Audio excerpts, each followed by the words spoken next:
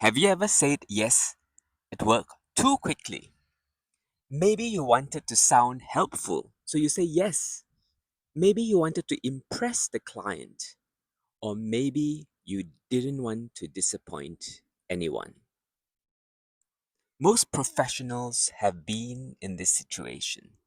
Sometimes the yes feels easy and natural in the moment, and then difficult later.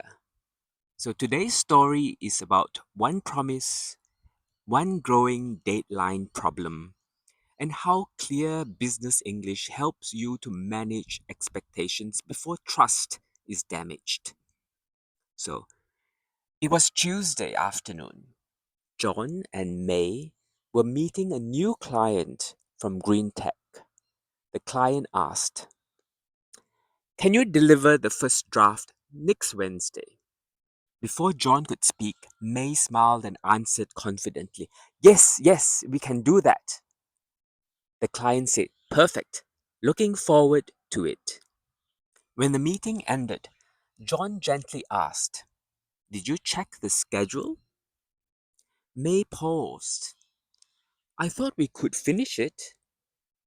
John opened his laptop. "We already have two major deadlines next week. If we try to do everything at once, we might rush the work and drop the quality." This is the problem with workplace promises. A promise is a commitment. It sounds simple, but it carries weight. So later that day, May drafted an email just confirming we will send the first draft on Wednesday. John shook his head. "This is too simple. You need to manage expectations because things can change."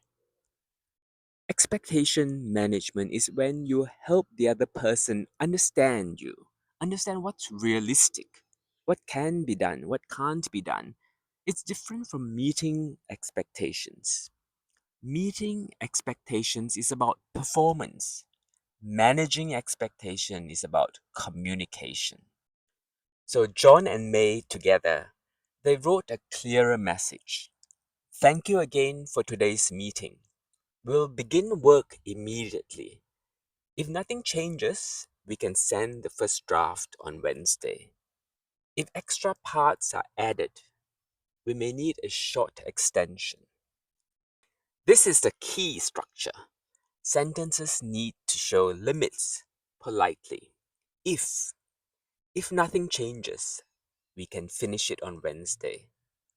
If extra parts are needed, if more things are needed, the time may shift.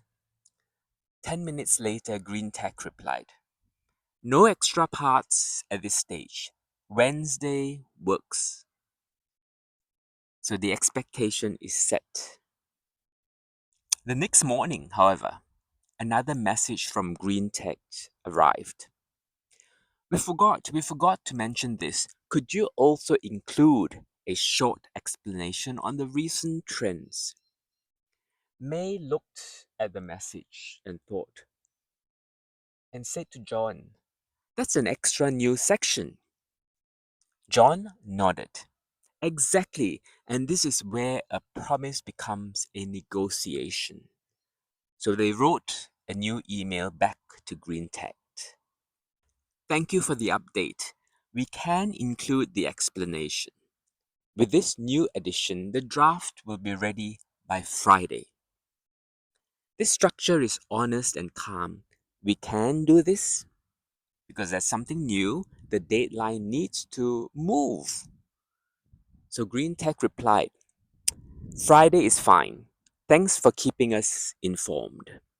May sat back in her chair. "I thought they were upset." John smiled. Clients are rarely upset when you communicate early.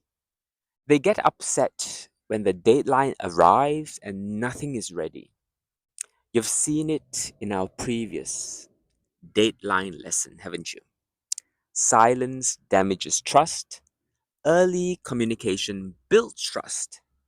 So let's pause the story here and look at the language.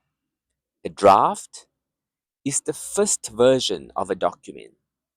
A final copy is the finished version. So, draft, first version. You can have a second draft, a third draft, and then you have the final draft, which becomes the final copy. A promise is something that you say you will do. A change can shift your ability to keep that promise. Now, useful patterns for managing expectations clearly. So, pattern one, you can say, if nothing changes, we can deliver by Wednesday. Or pattern two, with the new information, the delivery time becomes Friday. Something's added, so you need to extend the time, the deadline. Or pattern three, to keep quality high, we'll need a short extension. So something for something. To keep the quality high, the deadline will need to be extended, a short extension. These patterns, these sentence patterns protect relationships. They show respect for your time and the client's time. Now it's time to practice. We can add mm, we can add this new part, but we'll need until Friday.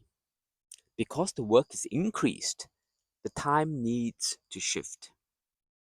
If everything stays the same, we can deliver on Wednesday. But if something changes, we need to add things, we might have to extend it. When you speak like this, you're not breaking a promise. You're managing expectations so that the final output is good, not rushed. Back to the story. So, John and May completed the draft on Friday afternoon and sent it on time.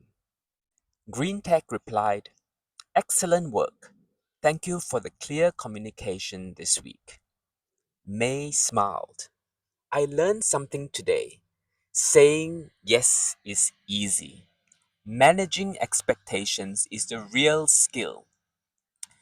John nodded. And when you manage expectations well, you build trust instead of damaging it. The real lesson is simple. A promise is a sentence, but trust is a system. Clear communication keeps that system strong. So replay this story, shadow the phrases, and practice using these simple if sentences. If this happens, then something else need to change. If. So in your next meeting, use it. You can use it speaking or writing in your email. That's how business English becomes calm, confident, and reliable. Join me in the next lesson. We'll discuss another issue, another topic. See you then.